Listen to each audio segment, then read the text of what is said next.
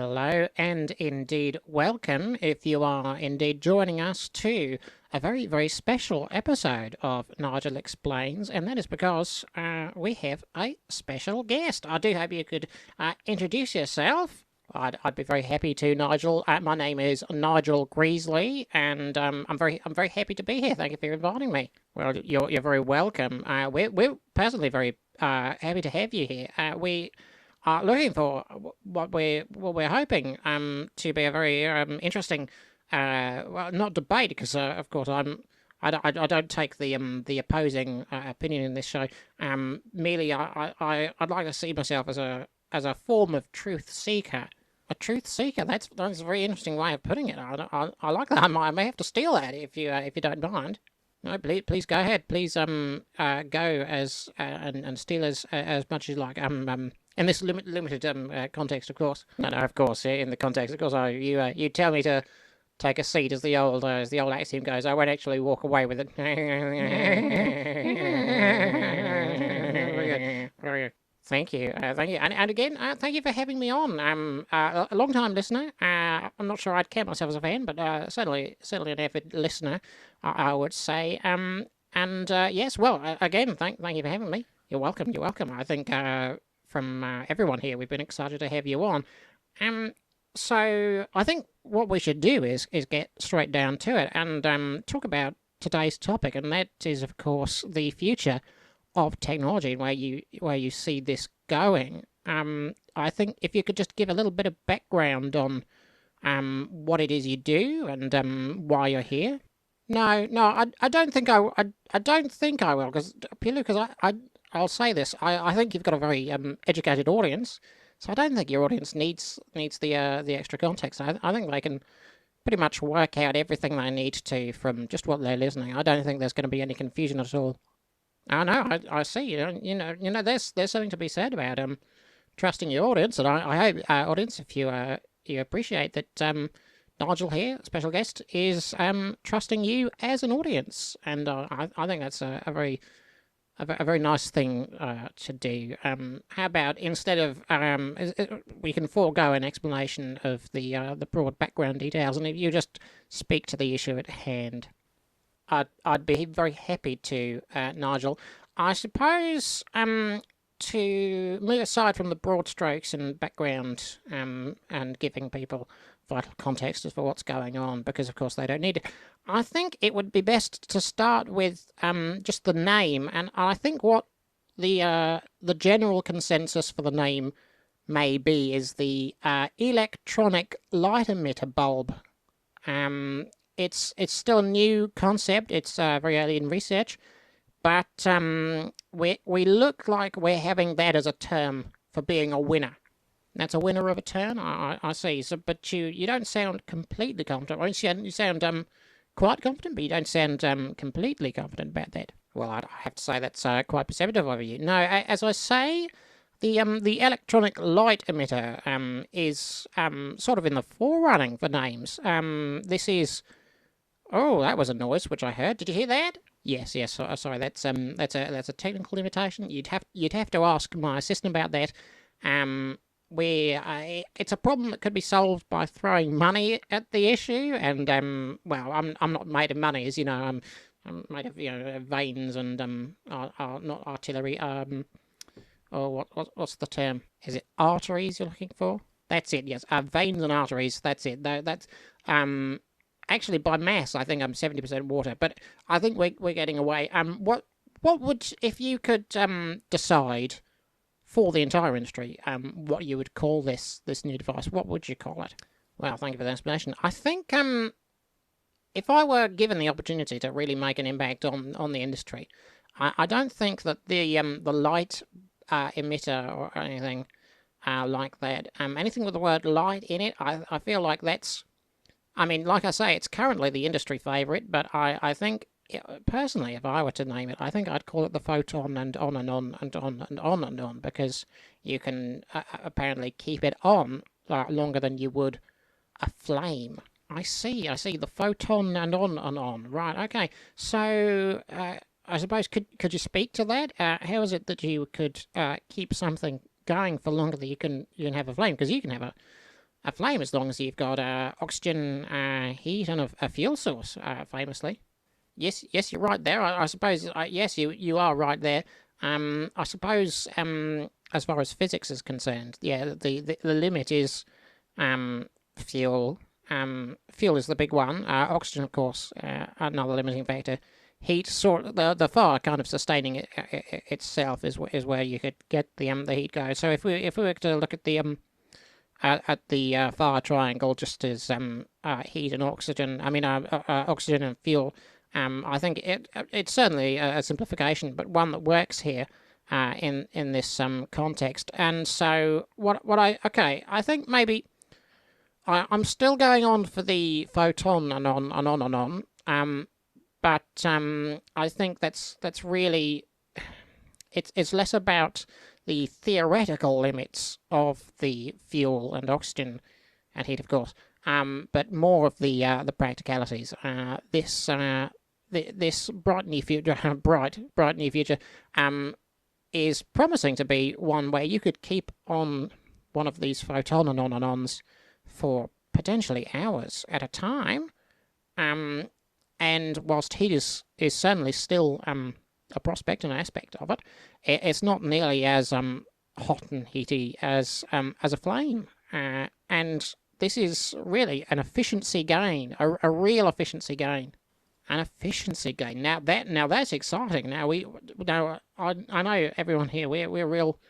I wouldn't say sticklers for efficiency, but it's certainly something we enjoy. So just getting a poll of the room. And I think generally we're in favour of efficiency.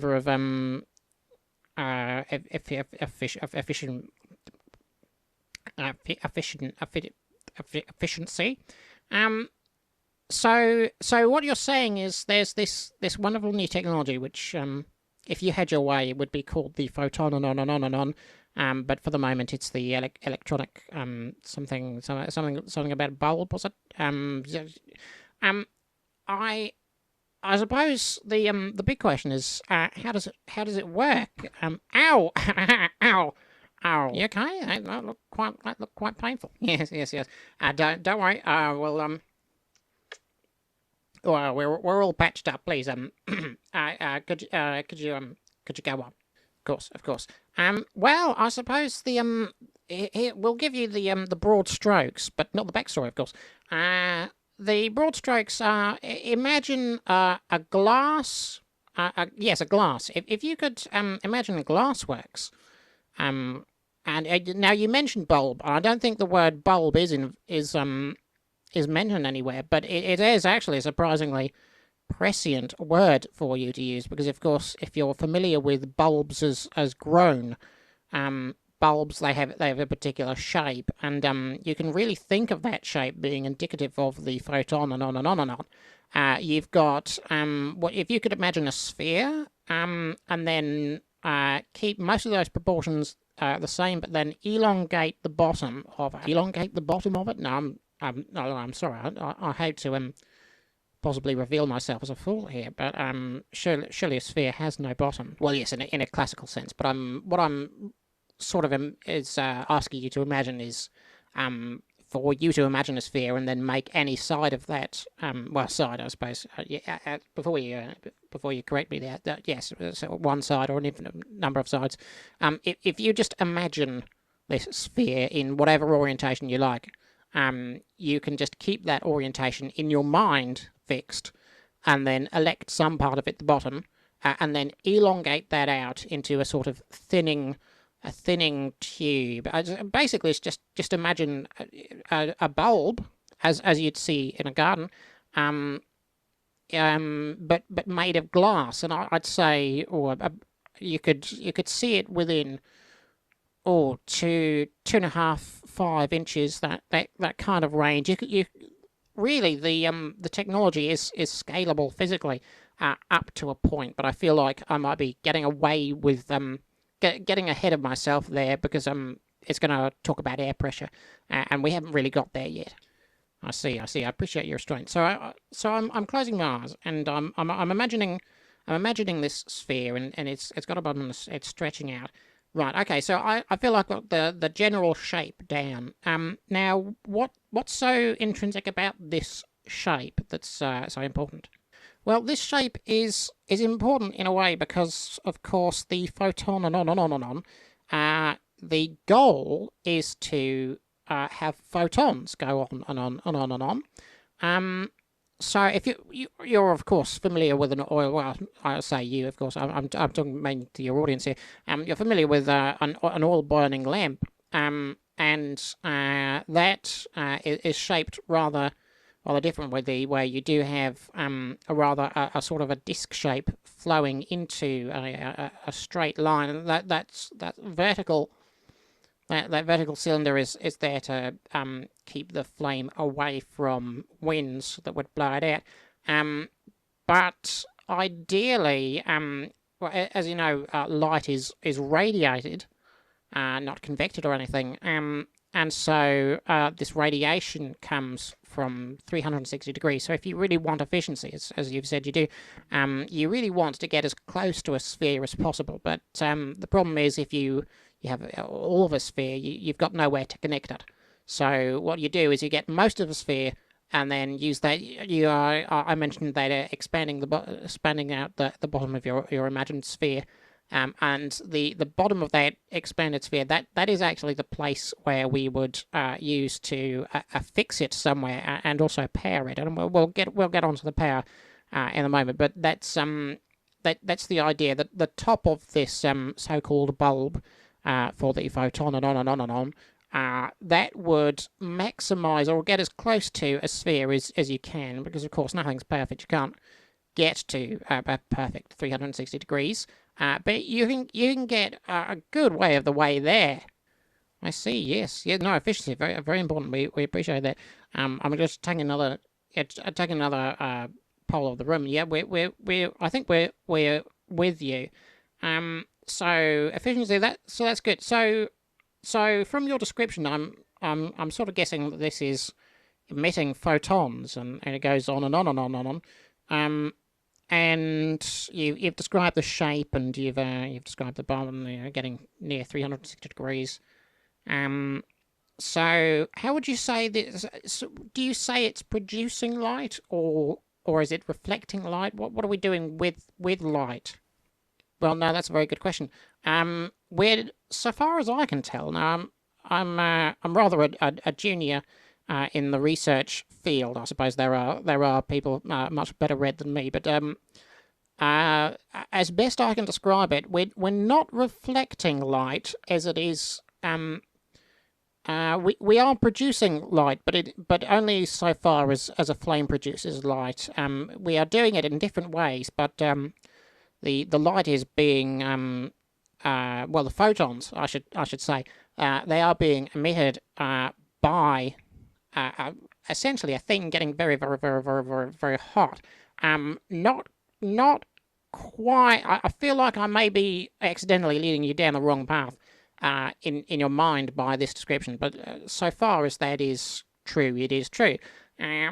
So what I want you to imagine.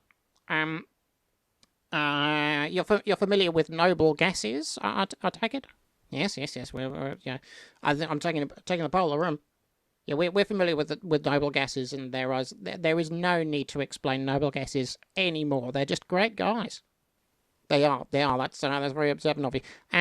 So what we want to do is to get as close to a vacuum as we can within this volume of glass. Look, I hate to cut you off there, but now this is sounding dangerous. I don't want our audience to be in danger. You're talking about heat, and you're talking about trying to pull a vacuum in glass. Now there's a risk to that, isn't there? Especially as the size of this glass goes up and the internal volume increases. Yes. This is actually something that I alluded to earlier. But don't worry. I'm not going to ask your audience to do anything dangerous. The idea is that a company would be able to manufacture this for you. This isn't something you would do in your own home. And the idea is, and now you're right. If you were to get a very large photon glass container, and try and get as close to a vacuum as you can. Eventually, the pressure of the outside air is going to cause the glass to shatter, but we're not getting we're really not getting to that level of danger. We're well within the limits of the glass, and it's one of the reasons why I mentioned there is a practical limit. The technology is scalable, but eventually the square cube law, as you know, it keeps squaring up with physics. Yes, it keeps squaring up with physics, if I may, and I will. But we're talking about something that's being developed as we speak, but well within the margins of strength of the glass that we have currently. So what we want to do is to get as close to a vacuum as we prudently can. I probably should have put that word in earlier. As close as we prudently can to a vacuum inside, and then instead of refilling it with air, we're refilling it with noble gases. We're sort of in an exploratory phase of what gases to go for. But I think an early leader is argon. I see. And where has argon? No, so the noble gas. Oh, I see. Argon, the noble gas. Okay, we're not talking about a person named R, and they've left. Sorry. Okay, right. No, I appreciate that. Okay, so we're still. So what you're saying is we're still in the experimentation phase. Argon is a big winner so far. On for a winner for the photon, and on.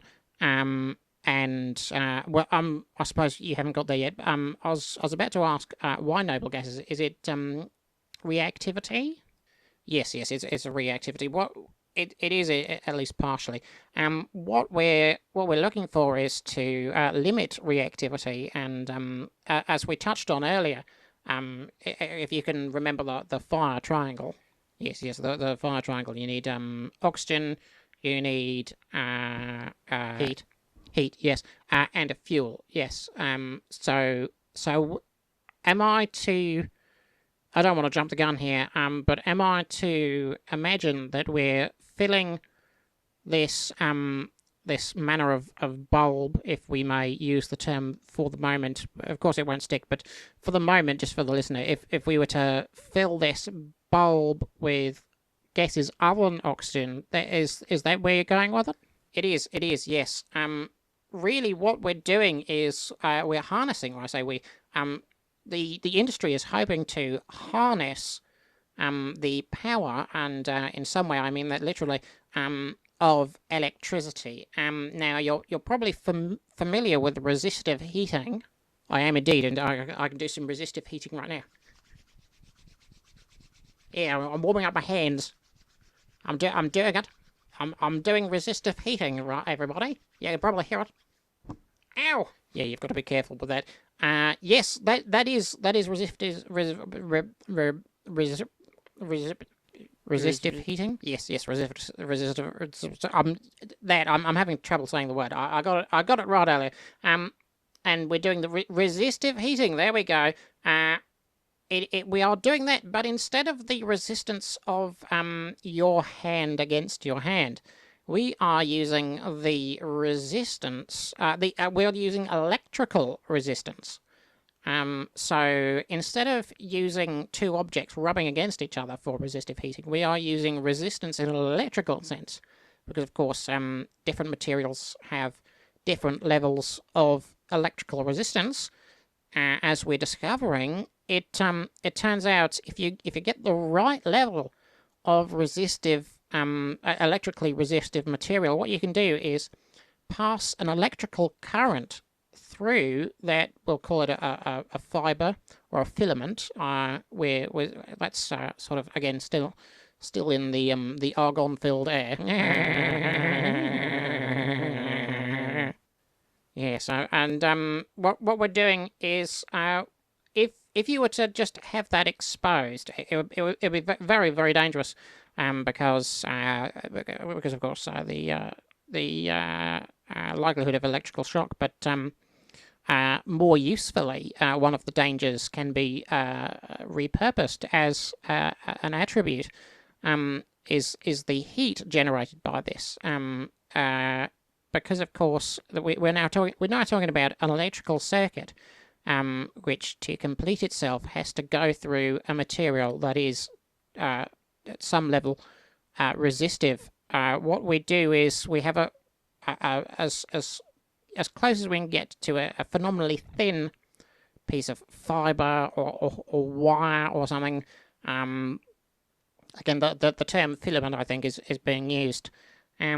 And we're gonna coil that up. We're gonna have a positive side and a negative side. So really, it's one piece of this filament. We're passing electrical current from one side through to the other, and as the photons go through, there's you've probably heard the examples of electrons getting bunched up, and that's where you get the heat. Yes, I've heard that. And there are some materials that do that more. There are some materials that do that less. Yes. Copper's very good for this. And gold even better. But what we're looking for is actually to use that resistiveness. And we take this we'll take this filament, and we'll get quite a long reach of it, and then coil it up. Now I imagine you can imagine a coil. Oh yes, rest assured. No, you mentioned trusting in the audience. The audience can certainly imagine a coil. Thank you. Yes, you're right. I should trust the audience there. We get quite a long bit of wire or filament. Coil that up, but with the start and the end of that still usefully poking out, and then we put those to electrical contacts. And if we were to turn that on at this point, what we get is heat, quite a lot of heat, and now without this protective globe around it. The light globe. That's an idea for the name. I see now. That is a good idea for the name. Do you think it's you think that's gonna take the cake biscuit for the name? No, I still think photon and on is still better. But if we were to turn this on without this encapsulating protection, what we would have is an electrical a risk to people due to electric shocks. Burning themselves on it as well as a high risk of a fire. But when we encapsulate it in this, I suppose we're immersing it in argon or whatever is your guess of choice. We're trying to remove as much oxygen as we can, because it's not only very reactive but oxidizing for both fire and rust and that sort of thing. Once we've got that very, very low oxygen atmosphere inside this bulbo globe, what we find is that we can pass through current through this filament to a very high degree. And now, obviously, you don't want to touch the bulb because it will get warm. But when it gets warm enough, the metal starts to glow. Right. So in a way, you're describing a miniaturized blacksmith's fire. Yes. That's a very good way of putting it. Actually, that's a very good way of imagining it. If you can imagine the forging process for metal, we get it really, really hot, and if you get it hot enough, it'll start to glow, and the hotter it gets, the closer to white it looks. And that what we're doing is we're harnessing that, and we're putting it inside a protective light bubble, and the photon and on. It can at that point get let the interior get really as hot as you like. Well, not as hot as you like, but really, really darn hot. And the limited amount of atmosphere within the globe shape means that less heat propagates to the surface of glass, and it means there's no chance of a fire inside there. And what you get is a beautiful glow. It's a beautiful glow. I can only describe it as a beautiful glow. You describe it as a beautiful glow? I think I'd describe it as a beautiful glow. Wow, that is truly fascinating. Thank you. So what do you see the applications of this technology being? Let's imagine 100 years in the future. Where do you think this photon and on do you think would have a place in our society? I think there's a very real possibility that in the future we could have light speed, and I know this sounds very very out there, but we could have close to light speed rail communication. I'm sorry, I know you said that'd be a bold claim, but that's a very bold claim. I know, but if you will do me the favour of sticking with me for a moment, imagine some sort of house for light, and what you could do was if you could have your signal box, and along with this signal box you had a very tall tower, and then what you could do was have one of these photon and on-and-on-and-ons and have a cowl around it, so it's directed. You could direct these photons from the photon and on-and-on-and-on, and then you could direct it towards the next signal station. Oh my! I'm starting to see where you're going with this. So now correct me if I'm wrong, but the idea is that you could have a photon and on turn on, and that would be a signal for whoever's looking at it. Yes, you're right. There, in my admittedly very hopeful future and quite bright future. Yes, what you could do is if you could scale this, you could have incredibly fast communications for rail networks. That would be just an incredible boon. An incredible boon. I think we're running out of time. I'm looking at the old Timeo indicator here. And I've got to say a huge thanks from me and the team. I'll just looking around, taking a poll. Yeah. It's a huge thanks from the team. Thank you for being with us and explaining this potentially revolutionary technology that may come. When do you think the average the average person could start seeing this technology? You know, Nigel, I think there's a very real possibility that if things keep going the way they're going, this could happen within the next 50 years. Wow! I'll hold you to that. Thank you so much, ladies and gentlemen. I think we all extend our thanks to Mr. Nigel Greasley for joining us, and thank you for coming on to Nigel Explains. You're welcome, Nigel. Thank you again so much for having me. I'm really glad to shine a light on this potential new technology.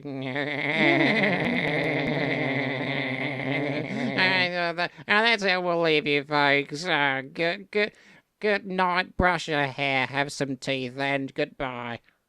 That was Nigel Explains, hosted by Nigel Greasley, with special guest Nigel Greasley, not to be confused with Nigel Gresley, different man.